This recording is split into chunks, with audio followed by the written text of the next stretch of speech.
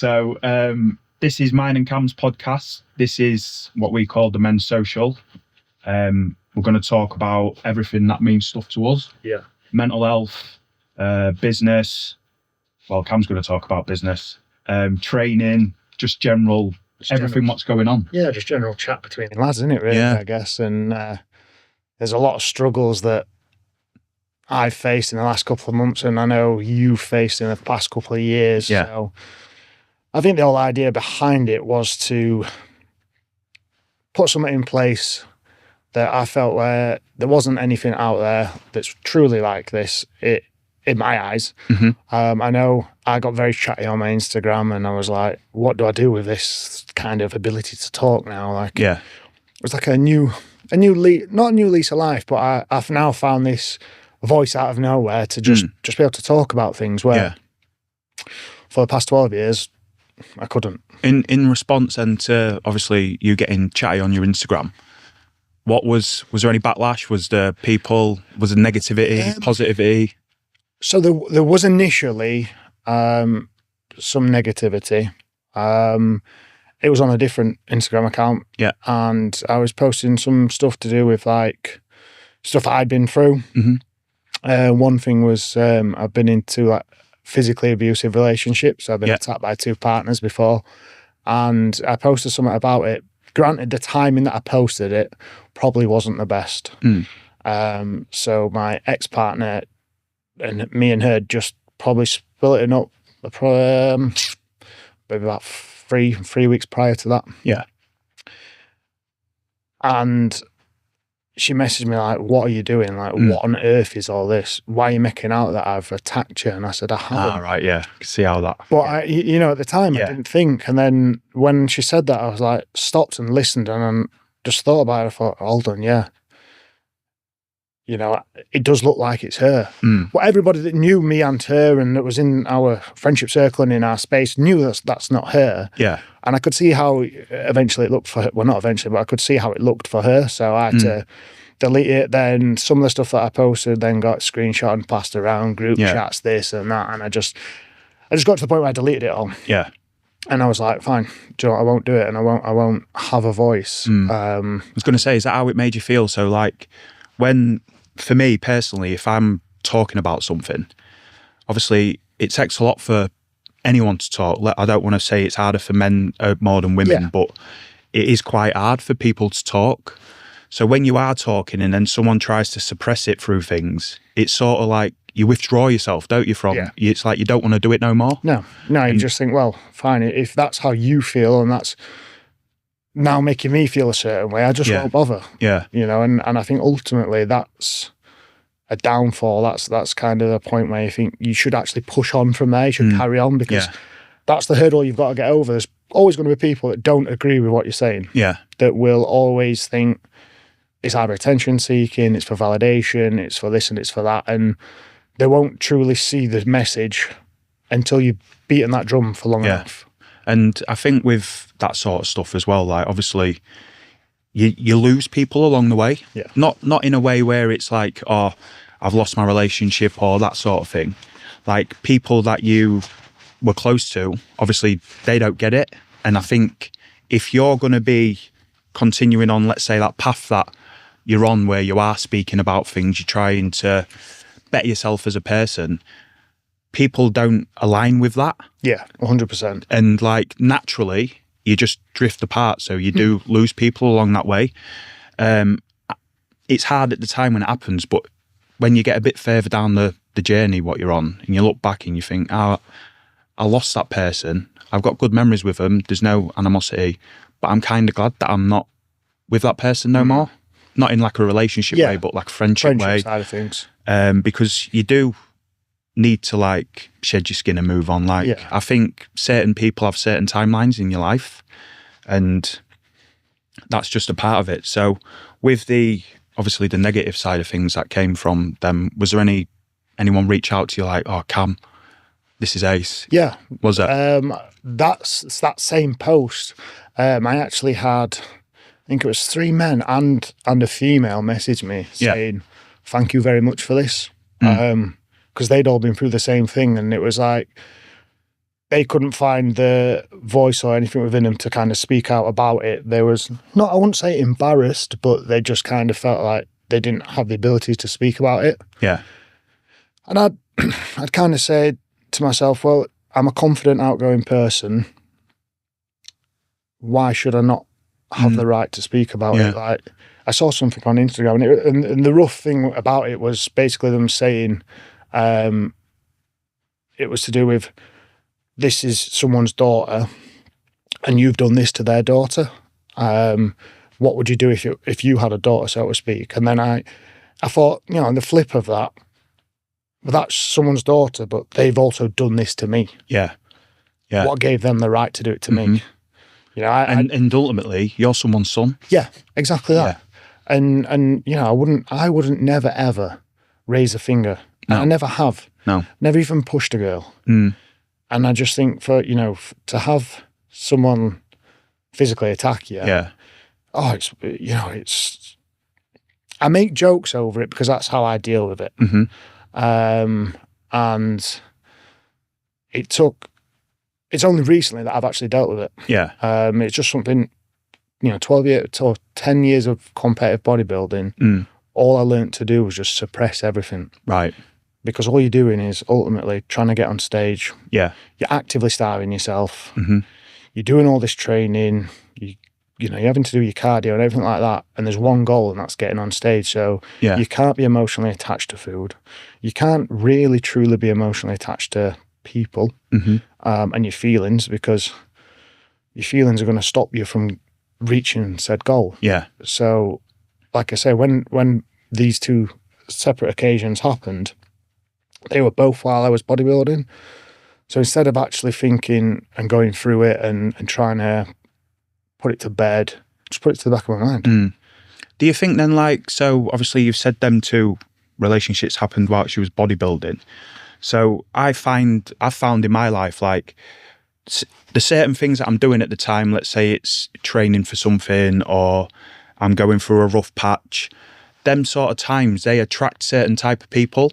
Would you say that, I don't want to put bodybuilding under one umbrella, but would you say bodybuilding's got that sort of more of them people in it? Like, yeah, I would, and I think there's a lot of people out there in the bodybuilding world that would probably agree with me. Yeah, because I've come from the bodybuilding world. I don't do it anymore, but a lot of bodybuilders and a lot of people that do bodybuilding and compete, there is something in them that's not complete. Right. There's something in them that's, I'm not going to say broken. Would you say it's like a trauma kind of thing that you're dealing with? Yeah. So, you know, it's the age-old thing. When someone splits up with someone, the bloke always normally wants to look better, so they go to the gym, they get bigger, they train harder and everything like that. And that's ultimately kind of, I feel, where bodybuilding is. Right. And it's got a lot of those type of people in there. There's a lot of people that have had trauma happen to them, and the best way for them to deal with it is to train. Yeah. And to train in terms of bodybuilding, and then they like, I don't want to say they like the attention, but then there's a level of validation within bodybuilding that everyone's kind of searching for, and more people, you know, are giving you the validation, so you want to do it more and more and more. Yeah. And you know, it's passed around everyone. And yeah, like I say, it's taught me a hell of a lot. Yeah. Discipline, how headstrong I can be, loads of things. So I would never knock it and say I'd never do it. Yeah. Or I wish I'd never done it. No, I don't think you can. But I do think that you're right, that certain, I don't want to say sports, but certain lifestyles attract certain people. Yeah, so you've got like the lifestyle where you're going out every weekend. You see them people normally match up with people. People who train normally match up with people. It is a part of it. I think you attract what you do, sort of thing. 100%. But just in relation to what you said there about like the trauma side of it, or like suppressing something, that's what I do. So for me, obviously this year has been wild. When I met you, wasn't it? Like, crazy. Met you this year. I've done multiple things, but I was training for that ultra. And the reason why I did that, so I'd say over the last few years, I'd sort of lost myself kind of way into like, I'd I used to drink. I'd go out with my mates all the time. I'd well, I was working in France. I was lonely. I went a bit of a dark place, and then I was like, I've completely lost who I am. I didn't know who I was no more. And I was like, how can I get that guy back that I was, I don't know what, 8 years ago? And I was like, fuck it, I'm gonna run an ultra. Yeah. Like, I'll get myself out of this. I'll learn how to be accountable again, do everything. And I did it, did the ultra whatnot. And in the training process for it, what I started to realize was that I'd dealt with the things mentally prior to it. And now it was just more, I needed the confidence and the backup to know that I've dealt with it. So previously I'd be like, I'd train and it'd be just to get out my head a little bit. Yeah. And I'd still, when I couldn't train, there'd be a lot of like noise and I was never like really right. Now I'm at a point where if I can't train and I haven't been able to train, I've been injured, I've had rhabdo, I haven't been able to train how I have. I've managed to regulate myself a lot better, which means the work that I've sort of done has worked. Yeah. Like, obviously, there's days where you're like, fucking hell, I just want to go to the gym or I just want to go on a run. Yeah. And you can't. Yeah. And it is hard. Like, your life, you're like that sometimes. Oh, yeah. But with like ultra running and the endurance side of things, I now do it so that my mind's just quiet for a period of time. And that's the only time I can think. Yeah. Because if not, like, my mind is just constant, like, busy, like, what can I do? Yeah. Where I'm going? What they up to? I've got this to do. And it's just like a never-ending loop. Yeah, and I think the thing for you as well is them long ultra runs, they allow you to just sit in yourself and be alone. Yeah. And once you get comfortable being on your own, that's a powerful thing. Yeah, it is. And, you know, you've told me that. I know, well, for anyone that's listening or watching, me and Rob actually met, when was Berlin High Rocks? I want to say March. No, it wasn't March, it was May. May? Yeah. So we met in May. Yeah. And this is how crazy of a small world it is. So Rob messaged me to film him at Berlin High Rocks. I was like, yep, short sound, da-da-da-da. Got closer to the event and it actually transpired that your missus, I'd filmed at an Athex the year before, and you didn't realise that me and her knew each other, or knew of each other, and you was like, oh yeah, my missus is going to be there, da, da, da. And then when I turned up and I was like, hold on, how small of a world is this? It's crazy. You lost your camera that... Yeah, I got it stolen, didn't I? Did you get it back? No. Got my camera stolen. Oh, fuckers. Yeah. But yeah, and like I guess the way that we've come closer and closer and closer is this past 4 months has probably been, I'm going to say, like the darkest part of my life yet. Yeah. I say yet because there's probably more to come. Oh, 100%. Life, you know, it's part of it. It's part and parcel of it. But you'd already been through it, what, 4 years prior? Yeah, about 4.5 years ago. So I was in a relationship, and then obviously that ended, and then it's just like that rebuild. That's what I call. That's how I refer to it in my head. It was like a rebuild that I had to go through. I think sometimes if you're in the wrong place, you lose yourself. Say you lose yourself to your relationship or where you're living or the crowd of people you're knocking around with. So I sort of like lost myself, and again, like I'd done the work for that, and then I just needed that ultra run to get the confidence that I'd done it. And I think when you are in the place you're meant to be, like I wouldn't say purpose, because I don't think I've found my purpose fully yet, but I'm in the right place. It's coming. Yeah. I'd say when you're in that right place, then you attract the right people. Yeah. And that's obviously when I've met Cara, and that's all come at the right time. Obviously, I've met you in this, which is, and now we're sat here. It's like the silver lining, I guess, in the whirlwind of utter shit and darkness. Yeah. This is the silver lining that's come out the other end of it, I guess. Really, it's weird how, like, if everyone had hindsight, the world would be a better place. But looking back now at the way things have worked out, the way they are, there's bad days still, but like for me, it's getting good now. Yeah. the rebuild, and now you're on the rebuild. That's it. I am. You know, it's been a rough, like I said, rough 4 months. 3-4 months anyway. Yeah. And some of the stuff and I've done or gone through, it's been crazy to look back on now and just think, yeah, I'm still here kicking. Which it's a good thing, obviously, because I'm still here. Well, obviously, yeah. No one wants you not here. Like this itself, it's going to be my proudest achievement. Yeah. For me personally, and I guess for us as a pair and a duo, it will be one of our proudest moments. Yeah, definitely. What this potentially could bring and what it can allow further down the line in terms of other people just being able to talk, listen to it, and I can talk about how I feel. There's a few people already that I've spoke to, they want to come on it. So like with obviously this that we're doing, how do you want it to go? What do you want it to do? So what the vision I had was that I would love to invite people on, and me and you, and just talk about things that we've been through.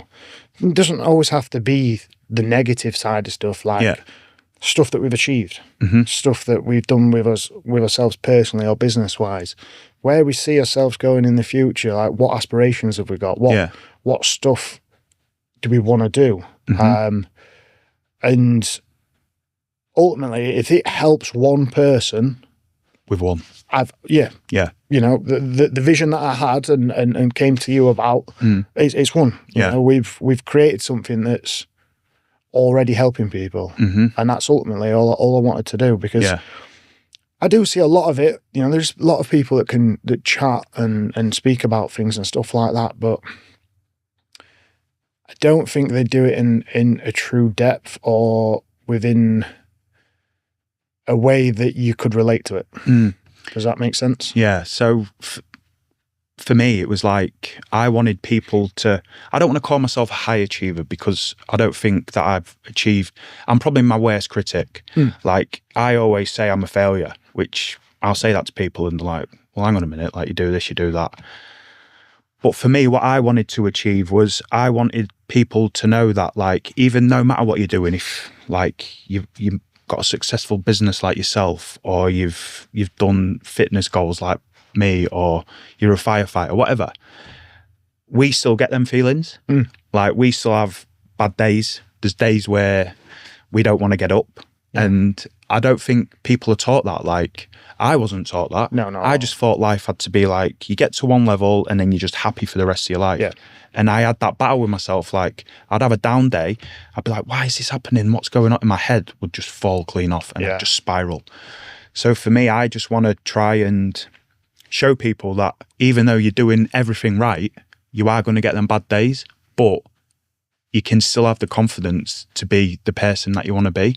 And just, like you said, just help people. Yeah, because we're both confident lads. Yeah. And I've got a feeling that I won't say a lot, but you've got preconceived ideas that confident people don't struggle all that much because they're confident. Yeah, I had that idea where I was like, you see people, and obviously social media is a big thing. Yeah. You see the best bits and you're like, God, their life must be so good. Like, everything is going perfect. And then before you know it, something bad happens. Or like, I mean, Ricky Hatton, for example. Yeah, look at that. Like, he's had a life what most people won't ever experience.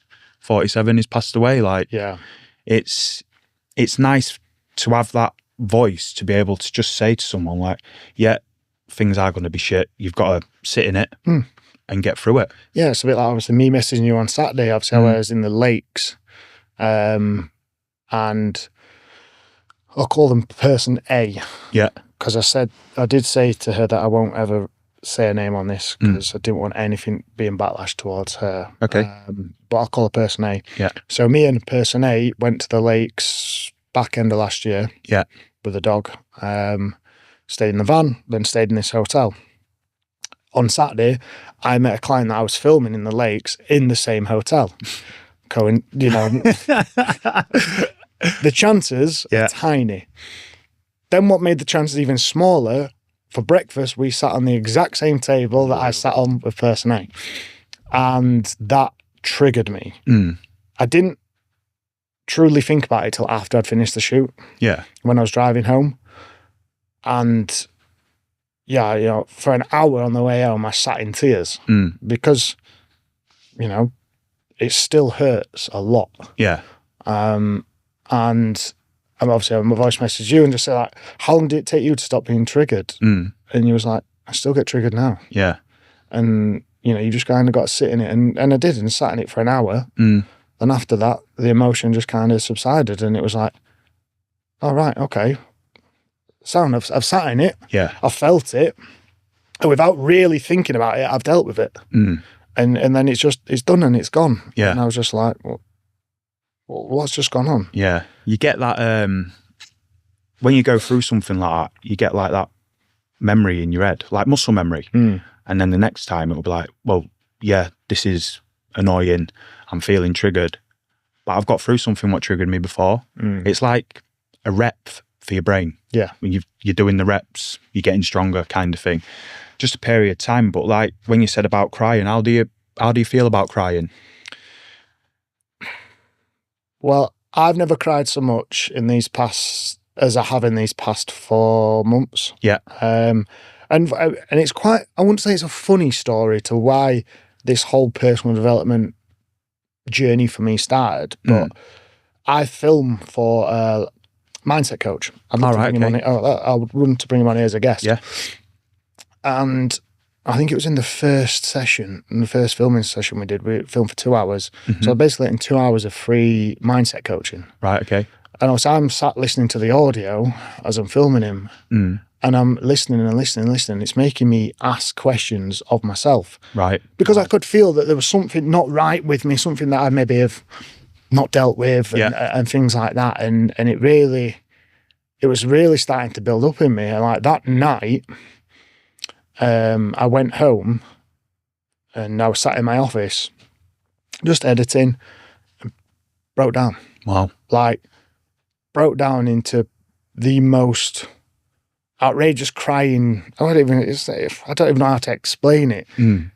It was like someone had literally just died. Yeah. I was in floods of tears.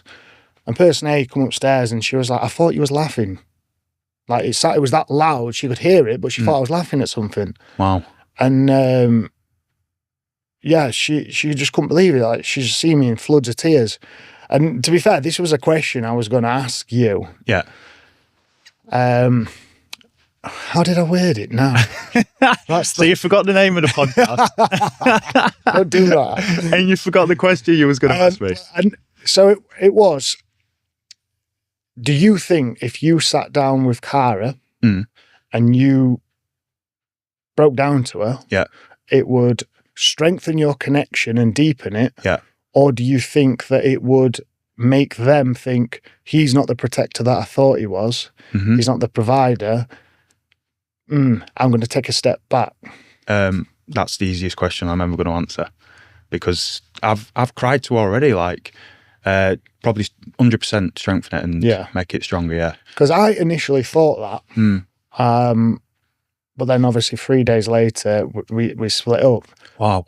And at first I didn't think of it. Yeah. And then more and more I've done this like personal development, and I can't remember what book I was reading or listening to. And they were on about some sort of scenario like that.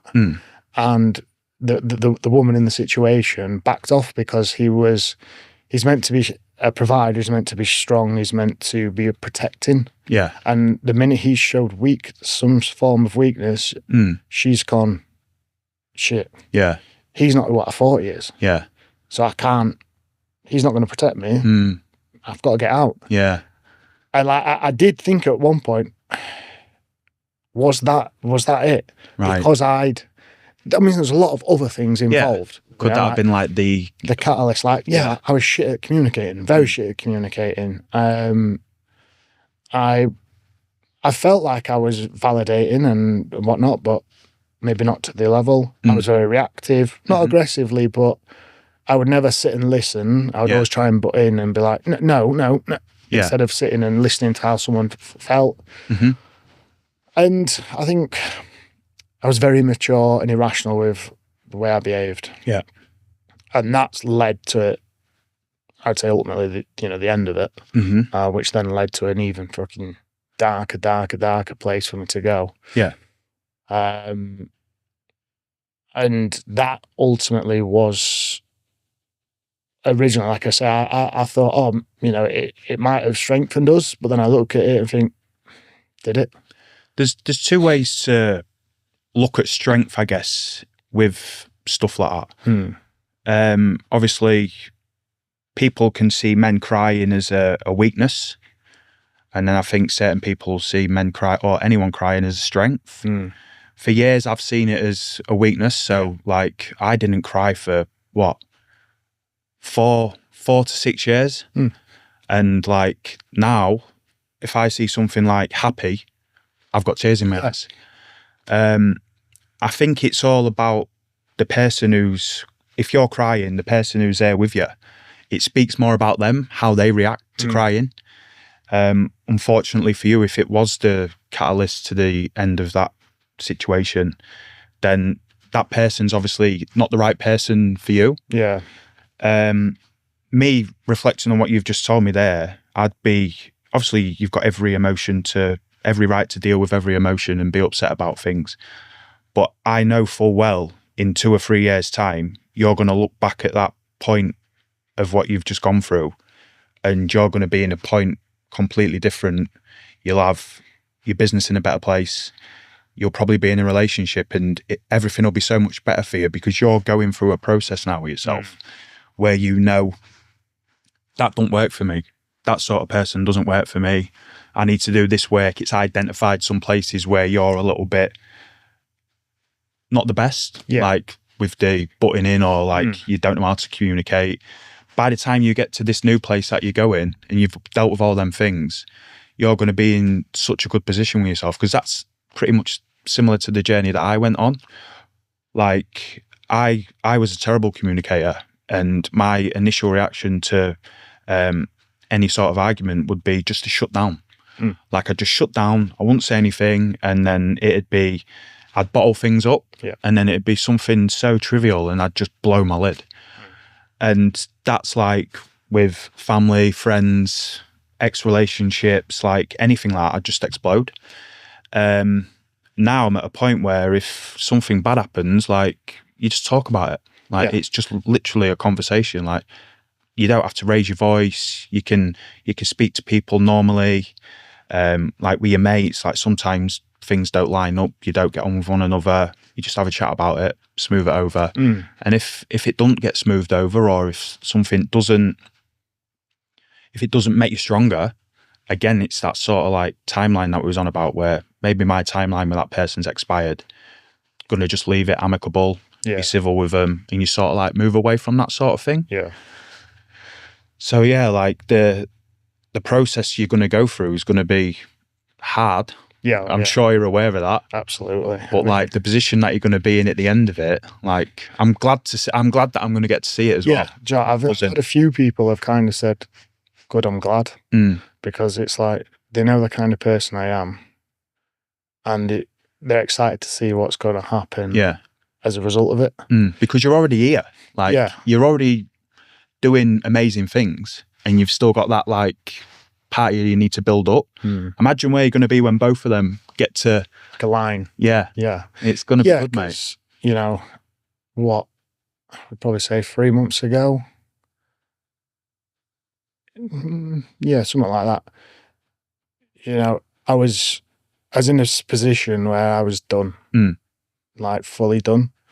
I'd always said to the people, because obviously she came to live over in Worksop with me. Okay. I always said to everyone, like, I want her to feel welcome, and everyone everyone at the gym. Like a lot of my friends are from the gym. So are these friends, like my mates? I've known them since I was 3. So like, but I don't have any real mates like that because I've lived all over the country. My mum and dad have had like pubs and restaurants all my life, so I've literally lived as far up as Newcastle and as low as High Wycombe. So I've lived all over. So I couldn't tell you anyone that I was friends with from free or anything like Right. that. Okay. The youngest friends that I probably still have are from like year 7, year 8. That I still chat to every now and again. Yeah.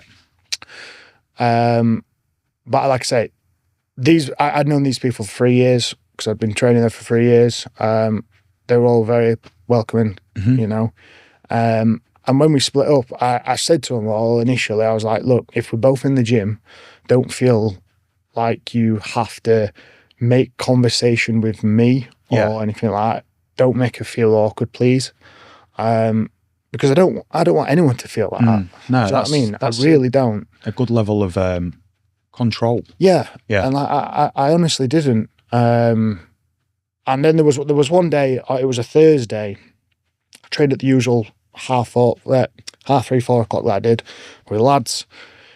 So she came in and literally everyone in the gym just went outside to her.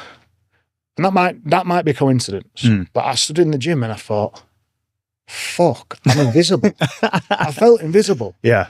Because it was like she turned up and everyone had seen her and just gone bang, straight to her. I thought, it made me, but that was the catalyst to everything for me. Like, I felt invisible and I was like, maybe me saying that is being the reason that they've done that. If so, that's on me. But at the time, I didn't really feel that. I was like, so they're all valuing her over me here, and they've known me for 3 minutes, they've known her for 2 minutes. So 3 years, and they've known her for 2 minutes, so to speak. So that night, at this point, we weren't living together. I told my mum and dad that I was still at the house with her, and I told her I was at my mum and dad's house. I was living in the back of my van. So I lived in the back of my van for, I want to say 2-3 weeks, because I've got a little bed in the back, converted it. So I was living in there, dotting around here, there, and everywhere. And I got in the van, drove off, got some tea, and pulled up in a car park. And that night, I would say I did the easiest but the hardest thing I've ever had to do. And that was, I wrote my suicide note. Yeah. So I wrote the note out, wrote the letter, basically just said everything how I felt, that I'd had enough of the war that's going on in my head, had enough of the way I felt, didn't know how to deal with it, didn't know how to get through it. I'm sorry to everyone for feeling this way, and ultimately I know I'm going to hurt a lot of people, but I just can't carry on anymore. I'm done with this feeling of pain and this war that I'm going through. And I don't want to say splitting up with her was the reason that I got into this position, because it wasn't. Like I say, it was me asking the questions of myself when I started filming with the mindset coach about traumas that I've never dealt with, to try and understand why I act irrational, why I act the way I do.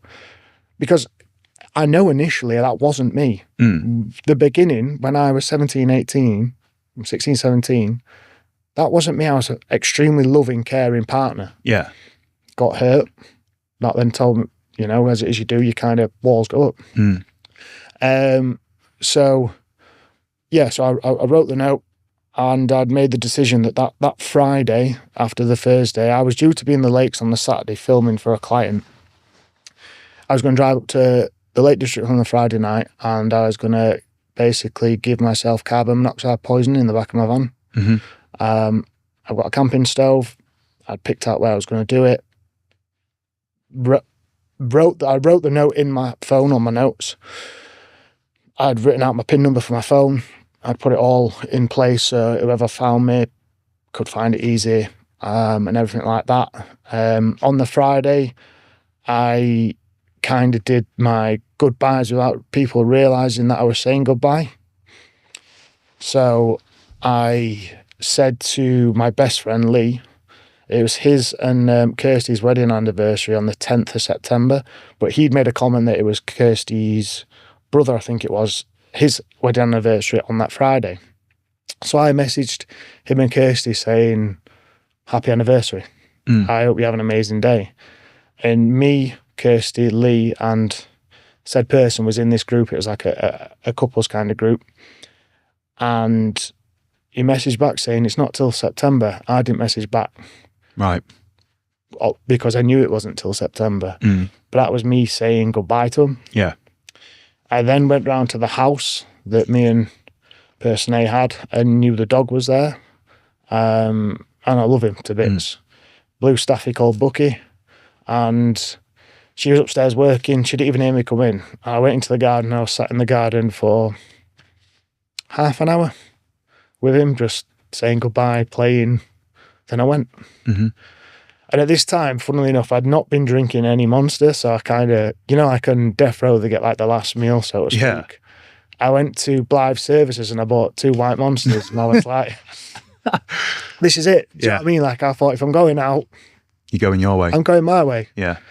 And drove up to the lakes, and my best mate, this is how you know you've got a best mate, because he knew that something wasn't right with me, because I voice note him every day. But all day I'd done is message him. Yeah. And he tried ringing me as I set off. Wow. Didn't answer. About 40 minutes to an hour later, he rang me again, didn't answer. And then I got to the point where I was going to do it, pulled in, jumped in the back of the van, lit everything, and I was just laid there, ready, just to, go to sleep. And then that's that. What I didn't realise is apparently I'm not very good at parking, because I'd pulled in front of someone's car slightly and they couldn't get their car out, so they banged on the back of the van, because they see me get in the back of the van, to ask me to come move my van. And at that moment, obviously stepping back out of the van and having fresh air hit me, it hit me what the severity of what I was done with and where I was.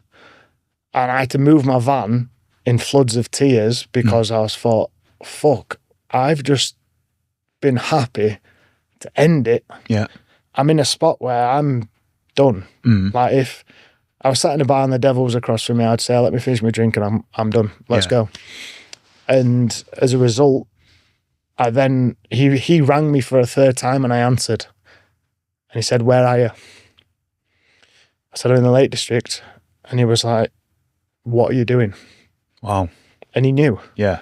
He said, I know you're coming. I've known you for 5 years. What a guy. We've spoke every day for 5 years. I know when there's something not right with you, and you don't even have to tell me. That's why I was ringing you, because I knew that you was doing something. And spoke to him. Then I spoke to another good friend called Alex, and then another good friend from CrossFit as well called Kerry. And they all kind of come together as a group to make sure I was all right over the next coming weeks and days. In the lakes anyway, I went for a cold water swim after that, just to try and reset myself, and it did. Yeah. It massively reset me. Went to bed. Kerry said, I best get a picture in the morning. And the thing with me is I don't like letting people down. Yeah. So if I said I will, I'm going to do it. So I woke up, sent her the picture, and I quoted it extra time, because I was done. Like, I wasn't waking up. Yeah. You know what I mean? Like, that Saturday morning, I was gone initially in my head. Yeah. So did the shoot, went home. Then the Sunday was where it truly hit me and leveled me. I was doing some client work and I needed internet to upload it. So I pulled outside the house to use the internet from the van to the house, and I thought person A was out with the dog. So I thought, right, I can get in, get done, and gone. I started uploading, and then I started thinking what I'd done and what I was willing to do, and what the people it would have affected. And that hurt me more than actually thinking about doing it. Yeah. And then she found me in floods of tears, and she was like, you're not going anywhere. Come in. I was like, no, just let me go. I'm done. Like, just let me go. She was like, you're not going anywhere. And it started raining, and she stood there in a hoodie in the pissing down rain on the inside of the door, saying, I'm not going inside until you come in. She starts shivering, and I could see in her eyes that it's really starting to get to her. Yeah. I was like, that broke me, seeing that. So I was like, all right, I'll come in. Yeah. And we sat and I spoke about it all with her. And like I was talking to before, she said to me that she thought I'd come to the house on Friday at 8 o'clock. Yeah. And I said, why? She said, bear in mind, 8 o'clock's the time when I'd put my son in the back of the van and I've lit this stove ready to say goodbye. She says, well, the dog's come running downstairs and tried getting through the front door. He's never done that in 6 months of us living there. He'd sit there, but he'd never scratch at it. Yeah. He'd never bark at it. And he tried getting through the door, and it's almost like he knew what I was doing. Mm-hmm. And he was trying to get to me, which is... Dogs, man. Yeah. Dogs are so good. Love him to bits. Yeah. And that really, really rocked me. Mm-hmm. And she said, you're staying here tonight? I said, I'm not. I'm going. She says, you're not. And she nicked my car keys. I was like, fuck's sake. And she said, you can stay on the sofa. I was like, okay. I didn't expect this, but she stopped on the sofa with me. Because she wanted to make sure I was all right. Yeah. And the thing is, when I look back at it, at any point, I never made sure she was all right. That's the thing with mental health. It's quite selfish. Absolutely, mate. And you don't realise, like, when you are the I don't want to say the issue because that's the wrong word, but when you're the person dealing with the mental health, it's like you've got tunnel vision. The only thing you can see is the end of the tunnel and you just want to get out of it. And everything else is sort of like, it's non-existent. And the people that do deal with you, like your partners, your family, your friends, they're the unsung heroes in mental health. 100%. I owe my life to a very select few people. Yeah. She is one of them. Because she turned around and said to me, you are not a quitter. Yeah. You've never quit anything. She goes, I reckon you've quit less than 5 workouts and you're doing CrossFit. Yeah. So why are you thinking about quitting now? And I now live to that. Yeah. I'm not a quitter. No. So when shit gets hard, I just say to myself, I'm not a quitter. Just bite down and get on with it. That's exactly the same as me. I'm not a quitter. There's been, again, with the ultra, that was my thing. Like, I got into a bit of a bad habit where I wasn't as proactive. I was letting myself down. I wasn't myself. And I was like, this isn't me. Like, I need to get an handle of this. Like, I don't quit. I do things. And sport or training, it does build that sort of connection to not quitting, and it does carry over into everyday life. I'd recommend it to anyone, fitness. But just going, like, digressed a bit, just going back to what you said there when you said, like, you'd tried the carbon dioxide poisoning and then on the Sunday you was back doing client works. What sort of contrast did you feel that, like, how, I'm just trying to relate it to something that I've been through where something like that happens and then you're straight back to normality. How did you find that few days? Like, where was your head at when you was trying to be normal, but only you knew what had happened? All over. Yeah. I didn't realise functioning depression was a thing, but I'd look back and I'd say I'd probably had functioning depression. Because when I was around people, no one knew what I was physically doing, going through. Like, on that Thursday, I was in the gym, I was laughing, I was happy, smiling, joking.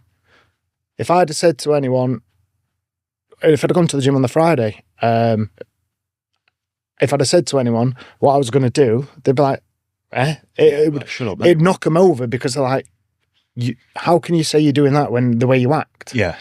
And it's because you don't want people to know. So that whole having that ability to just kind of flick the switch, so to speak, and be like, right, I can't let people down now. So I've got work to do. Yeah. I've got to film for these people on Saturday, which was a massive thing. Mike, who I filmed for, he let me come and be part of it as well, not just be the videographer. He let me come out on the paddle boards with everyone. Wow. We went open water swimming, diving off cliffs and stuff like that. And that really helped. Like, that brought me round for the Saturday. The Sunday, yet again, it was the drive home. Well, sorry, I drove home late Saturday, got home early Sunday morning. But the Sunday, I went and edited on my own in Starbucks or somewhere. But because I knew I'd got work to do, I don't want to let anyone down. Which is crazy, because I was willing to do that, which would have let everyone down. Yeah, that ruined everyone. But because people have physically paid me money, it was like, well, the monetary value outweighed what everyone else would have been like for me losing my life. Yeah. Compared to, right, well, they've paid me £600. I need to deliver for them. Mm-hmm. And that's all I kept thinking. Yeah. And on the Monday, I went to another shoot. I come home and my mum was in the kitchen, and person A was in the kitchen with my mum, and I'm like, what's going on here? And she's come and she's told my mum what she's found me, the situation. And I didn't want to tell my mum and dad because I was embarrassed. I was ashamed that I was in this position. And obviously that all went off. And my mum turned around and said to me, she said, well, what's going to stop you from trying again? I said, because I've got work to do. Wow. Work. Yeah. That's insane. Crazy. I've got people relying on content from me. That's why. Yeah. That's why I won't. And it was almost like I'd got a week's worth of editing to do. You'd get that done, and I got more shoots. So it was like it was a constant effect of never running out of time to think about doing it again, or never having time to think about it again, because I always got constant work that I needed to do. Mm-hmm. So I didn't want to let anyone else down by not delivering content to them. In the note, I'd written that X amount of people, they all need a refund and everything like that, because yet again, I'm not going to take money from them. Yeah. And then I think I work in a weird way that if someone's paid me and I'm not going to do the job, they get the money back. Yeah, so, of course. It's just being a good person. It's being a good person. Do you know what I mean? Like, I'm not going to take £600 off someone, spend it, and then say, right, that's it, I'm done, and kill myself. Yeah. It just sat there in the bank, and it was like, right, this person needs a refund, this person needs a refund, this person needs a refund. Mm-hmm. And that's what would have happened. Looking at that full story, like processing it, rewinding it to the things that happened after you'd started it. So obviously you're parking, the person getting out the van, the fact that they was in the car trying to get out at that specific time to bang on your door. That's like, I don't want to, it's miracle number one. Yeah. And then the phone call from your friends, miracle number two, your friend knowing. And then obviously you had the C-dip, you realigned yourself sort of thing. And then the fact that you had all that weight booked in, looking at that story then, like we said before, I'm not massively religious, but my mum is. Looking at that story there, I'd be thinking straight away, there's a higher power pulling you back to reality, which should leave you feeling quite not good about it. Like, you've been to that dark place now. You know that dark place exists. Yeah. You know how you got to that dark place. You've sort of got that knowledge where it's like, do you know what? As soon as I start tipping towards it, I can do what I need to do to get back to it. I know I'm sat here smiling, but it's nice that them things happened. Oh, I agree. Because we're sat here now. Yeah. You're here. Like, everyone's happy you're here. Yeah. I had something similar. Like, I didn't know that we was going to go down this route today, so it threw me off. Sorry. It's all right. But this was probably the dark place for me. So I was working in Le Havre in France. I lived there for 3 years. I'd got deported from Australia due to COVID and visa issues. Came back, it was the pandemic. It was like a really rough time. Like, I'd lost the life I had over there. Came back in Grimsby of all places. And anyway, I took this job in France. Loved it. Like, I was out there, I was doing something I was passionate about. I had everything going for me. And like, there was just, I can remember it like quite clear. There was just a point where I just went into this dark place, but I was there for about 8 months. Like, I just couldn't get out of it. But I was drinking, I was out every weekend. I was then, throughout the week, I was on my own because I was at work. And like you said, that battle with yourself that you had, I've had that battle constantly since I can remember. And this particular time, like the loneliness where I was on my own, the after effects of drink, being in a country where no one spoke my language, not being able to speak properly. I came back, I was home for like a long weekend, and I was like, I've had enough. I am at that point now where I have had enough. And I was like, it built up to it, and I was thinking, what do I want to do? Like, I was like, I don't want to be here. Like, it's what's the point? I was like, I've got a good job, I'm earning good money, I've travelled the world, and there's still a grey cloud in my head.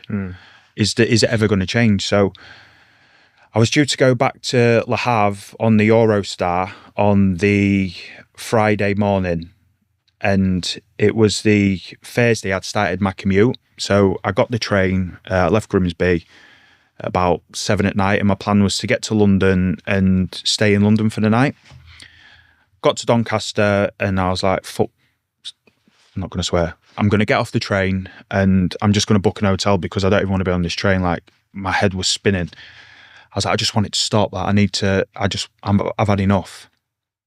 Booked the Premier Inn in Doncaster. Went to the supermarket, bought a load of tablets, went upstairs and just necked them. Like, obviously, knowing now what I know, like, taking paracetamols, you're never going to really do any damage. No. But I didn't know that at the time. Like, I didn't want to be here. So I thought, I'm going to have all them, I'm going to go to sleep, and then that's going to be it. I'm going to be at peace. Yeah. Like I said, I didn't know what I know now. I woke up in the morning, my head was up my arse and my liver was hurting a little bit. And I was like, why have I done that? Like, all I wanted was my brain to stop for a little bit. And I've gone to that dark place to do that.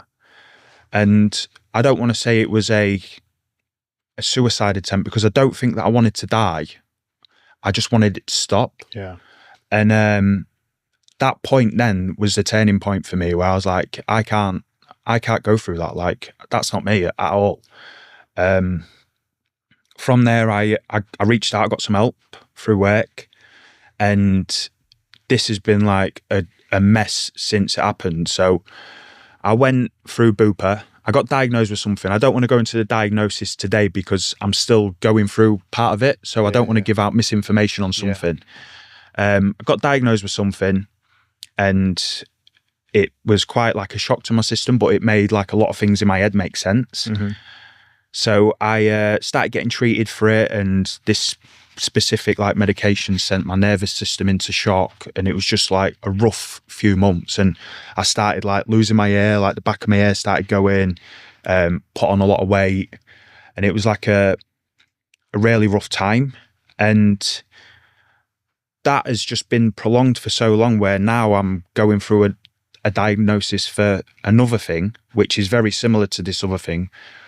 But like, the way that's affected me and the way that that's been has been quite difficult to deal with as like a man. Like, when all my close friends know what it is, and I now I'm going through this new diagnosis with this new thing. I'm like, it's not that, it's 100% that. Yeah. But as a man, like, to say like, oh, I've got this, that's a hard thing to deal with. Like, you come with one leg, like, do you know what I mean? It's like, oh, I'm not as effective, or I'm not as good as what I sort of could be if I didn't have this sort of thing. Yeah. That's been the catalyst for me. That's made me change everything. So like, now I don't drink. Like, I try sleep well. Like, I don't sleep well at all, but I do try. And eat proper and train. Like, I found that them tools that I've got from that experience where I did take paracetamols, now that was like, that's why I had to do it. That's what it's given me. It's given me that like foundation where going forward, I know how not to get back to that point. Which I think, after hearing your story, sounds very similar to mine.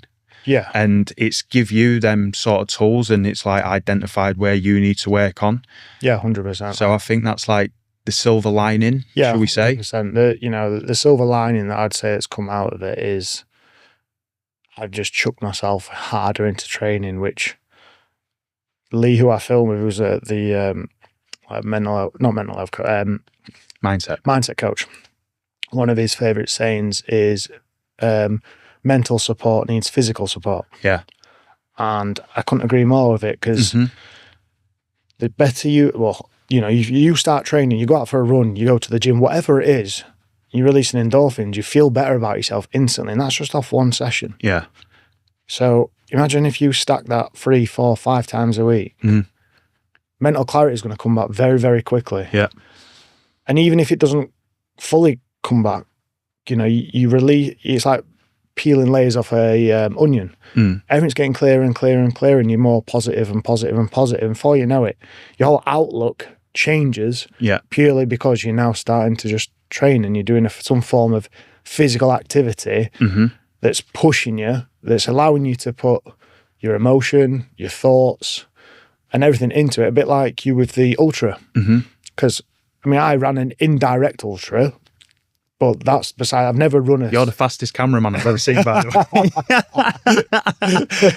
way. Some feet, but I would never say that I've run an ultra. But I couldn't even, like I said to you in Berlin, I couldn't even manage to think what the mental fortitude would be to run an ultra marathon. But when you've just gone on about what you've got on about, it was easy for you. Yeah, because you've got all this power and all this pain, hurt, and everything built up in your head. When you're out running, you just push yourself harder and harder and harder and harder, and it gets easier and easier and easier and easier because you're using that negative energy into something positive. You're channeling it. Yeah, you are channeling it, and it's coming out positive as a result. Yeah. So then when you start seeing that as a byproduct of thinking, right, well, all this negative energy that I've got and I've got built up, I'm now putting it into something positive, and it's having a positive return on me, everything now starts becoming a hell of a lot more positive. Yeah. That negativeness kind of goes away to a degree, or halves. And then I still think I think you find another level of positiveness that pushes you on even further to achieve stuff. Like I would say I have, for sure. Like doing this now. 3-4 months ago, I wouldn't have thought I'd ever have the ability to do it. It wouldn't have even been a thought process. Like, working on yourself, trying to be a better person all round has not been something that I've ever really sat down and cognitively, actively thought about until, now. And it's something I wish I'd done sooner. Something as simple as gratitude, just saying thank you to people, good morning to people. Like the amount of people that don't actually communicate when they see each other in person is unreal. Yeah, it's scary. It is. When I lived in Oz, I don't know if it's just a British thing, but when I lived in Oz, you'd be walking down the seafront, the beach, and everyone would say good morning to you. You'd be sick of it. You'd be like, oh my God, like, yeah, good morning. And then you come home, no one, nothing to you. You get the occasional one, but like that one little good morning could change someone's day. 100%. Like, and it's nothing, it's free. Like, it's just a nice thing to do.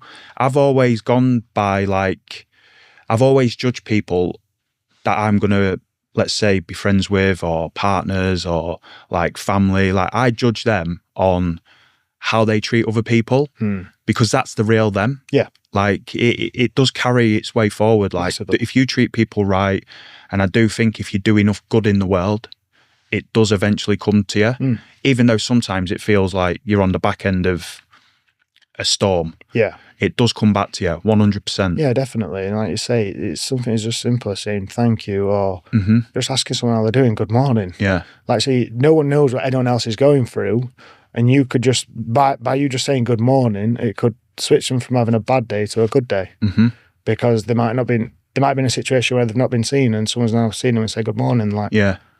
It's crazy, as like, again, with stuff like that. So obviously I'm a firefighter. I can't go into like the nitty gritty of things, but we do a lot of protection and prevention work. So we go into people's houses, we see them, and people they're like, I've not seen anyone for 2 weeks. You're the first person that I've seen. And just having a chat with them raises them up. You can see them smiling. And that's like one of the positives of the job. Like, you do impact people where you get to see someone that's not had a conversation with someone. That's such a little thing means absolutely everything to them. It's so important. And I think as a society now, with mobiles and everything, Instagram, social media, we've sort of lost that connection. 100%. And I think it's something that really needs to be addressed. Yeah. Like, I now in the morning don't touch my phone for the first hour, because I just think I don't want to like as soon as you open it, you're on it, you just see negative stuff, and it's crazy at the minute as well with everything that's going on in the UK. You just set your day up for feeling shit. Yeah. So I just think, deal without it. And it's daft as it sounds, like I live with my mum and dad again now, and every time they come downstairs on the morning, I say good morning to them. Yeah. They'll only see me a couple of hours earlier before I went to bed, but I say good night. Yeah. And it's just simple things like that. I think a lot of people lose and they get caught up in their own world. And I get, the stress and everything like that, but just being nice to people is free and it's easy. Yeah, it is, 100%. And it's a choice. It is, yeah. And it's, like you said, it's free. When you said about like setting your day up then for a positive day, obviously you don't touch your phone in the morning. What would be an ideal scenario for you to set yourself up for a positive day? So I've started brushing my teeth with my left hand. I know that sounds outrageous. Have you watched? Yeah, but how it does it makes me think. Right. Because I'm now not like you brush your teeth, you're not thinking about brushing your teeth, are you? Thinking about something else because it's just easy. It's like, it's like when you walk, you don't think about walking, you just walk and your body does it. So when you're now using your other hand to brush your teeth, you've got to actually actively think about what you're doing. I'll try that. Which actually gets my brain going, and then I'll then start thinking about, right, so what have I got to do today? Start almost making a mental to-do list of, I don't really do much more than 4 or 5 things on my to-do list. Yeah. What my goals are for the day, how I'd like my day to look, and then just kind of go from there. And then on the first 30 minutes of once I've kind of sat down, I've had a coffee, I'll do, I'll write out what I want to do with my business. Right. Because like my business coach says to me, like the first hour it wants to be like a power hour for your business. Because obviously, you're very susceptible mentally to what you're going to do, and you're very full of positivity and you just want to get after it. So that's what I do in the morning. Yeah. And it does, so far it's related to having a good experience for the days. I don't see problems and issues as problems and issues. They're just something that I've now got to address. Yeah. Which is a great feeling, because, something bad happens, you think, oh, why is it happening to me? Or it's just like, it just happens. Yeah. Do you ever have them days where you're like, let's say a series of unfortunate events have happened and you're like, God, why is this happening to me? What have I done wrong? Do you have them days still? I used to. Right. But since working with Lee, well, I say working with, like working alongside of him, I realised that it doesn't just happen to me, it happens to everyone. Yeah. So if it's happening, there could be multiple people out there that are having the same things that they're going through, and you won't have a clue because no one says anything. So I just think it just happens. Right. So yes, it's going to probably pull you down a little bit, but ultimately there's nothing you can now do about it. You can't control what happens to you, really. You can control what you do. Yeah. But you can't control, let's say now, if you just wanted to come and whack me, I can't control that. Mate, I'm not whacking you. No, you are a right unit. I can't control that. No. But I can control how I'd react to that. Yeah. So, yeah, I feel like as a result, you're now able to deal with things a hell of a lot better, and you don't actually sit there thinking, why is it happening to me? Because it's not, it's just happening. Yeah. See, sometimes I can be quite guilty of that. Like if I'm having a bad day, I'll be like, I'm doing everything that I need to be doing. Like I'm doing all my jobs, I'm eating right, I'm training properly, and then something bad happens and I'm like, why is this happening to me? What am I doing wrong?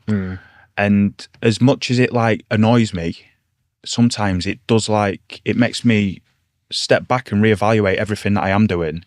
And it's like, I try and see if it's right for what I want to try and do. So there's good to it and bad to it. But the way you put it then, that sounds a lot better than the way that I deal with it.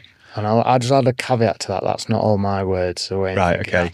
That is a lot of how Lee's delivered it in his coaching to his clients. Yeah. And me listening and taking it on board, to be fair. But yeah, it does work like that. Good. We just want to say thank you to Effective Nutrition, the sponsor in the show. We are going to have a little discount code. Yeah.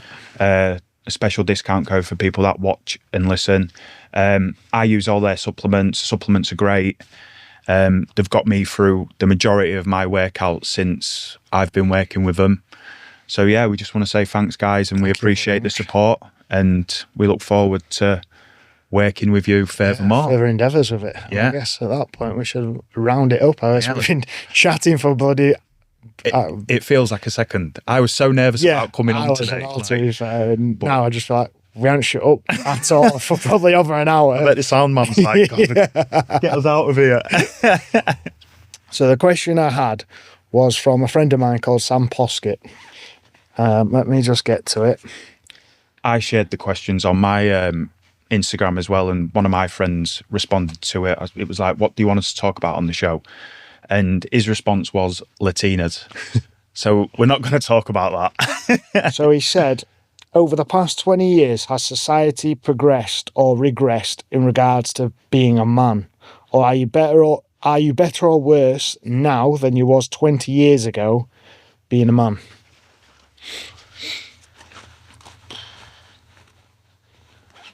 That's an hard one. It is. I think back then, being a man was a lot simpler. Yeah.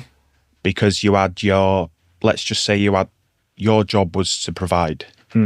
Now, like, women are so successful, and women are more successful than men. Like, the things that they're doing, they're absolutely smashing it, and rightly so. Like, and I think that's caused a lot of men to not feel, needed. And that's where you're getting a lot of these, I think, weak-minded men that are supporting the wrong things and saying the wrong things and buying into people's ideologies.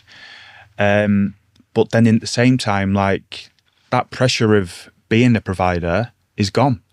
Like, instead of one of you's doing it and your wife's at home, your partner's at home, you've now got two of you's doing it. You can create a better lifestyle. For me, you've just got to be selective with the right person. There's two different sides to it. It's how you see it. There is a positive and negative to it. It's definitely impacting a lot of men. Yeah. Me personally, it doesn't impact me at all. Yeah. Like, I think it's amazing what women do. My mum brought me up majority of it on her own. She did it with three of us. So, and it blows my mind how she did it. And then obviously my partner's really successful at what she's doing.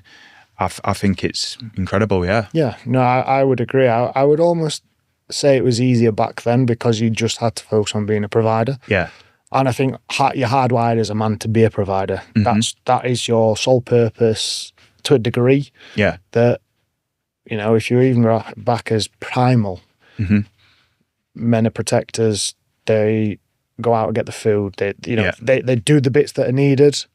And then your partner looks after the kids or everything at home. Obviously, like you said, women are a lot more successful now. The slight thing I would say about that is, and this might offend women, and if it does, I do apologise, but I do feel like because women are so successful, they also now look at men and think, how much do you earn? Right. If you don't earn X amount, I'm not interested. Yeah. And fair enough if that's what you're into, but there'll be a lot of good men out there that probably don't earn 150 grand a year, but can give you safety, can give you protection, can be loyal, give you everything that you want, but just doesn't earn 150 grand. But they'll go for someone that earns 150 grand plus, that would have easy access to women because he's making a lot of money. Sometimes, or quite a lot of the time, will cheat. He's probably very selfish.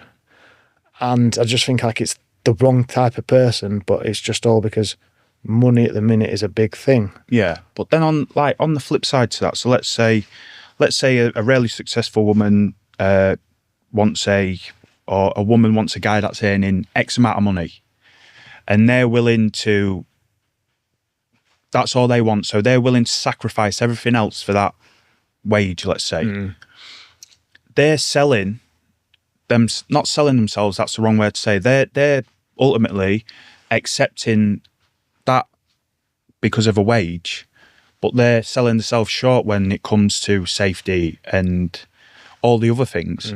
So really, when you look at it, like, who's paying the price here? Because that's very true.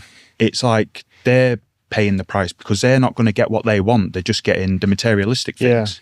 Yeah. I think going back to that, it probably it's the right person for someone. Yeah, no, I agree. Like, with you. if someone's just going to be a financial sort of thing for people, and unfortunately that is the case.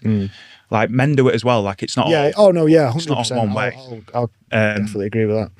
Then that's on them, but they're going to lose out on the connection you get with people, or like the relationship you can build and the experiences. Yeah. All for the sake of that Financial gain. If I was earning that money and someone like that was trying to like try it with me, I'd have no interest. Like, I think when you find the right person, it don't matter. Everything else is just outside noise. Yeah, I agree. Yeah. Right, well, shall we say, I'll go back to, hope you enjoyed it. Please like, share and comment. This will be live on YouTube as well as Spotify. Spotify. I think then. Are we on Spotify, are we? We'll have Spotify, TikTok, Wow. Instagram. I'm not doing Snapchat, none of those. But yes, thank you very much and I hope you enjoyed. Yeah, thanks guys, and thanks Cam. Thank you First very much, one in the mate. bag, mate. Job done. Yeah, job done. Nice one.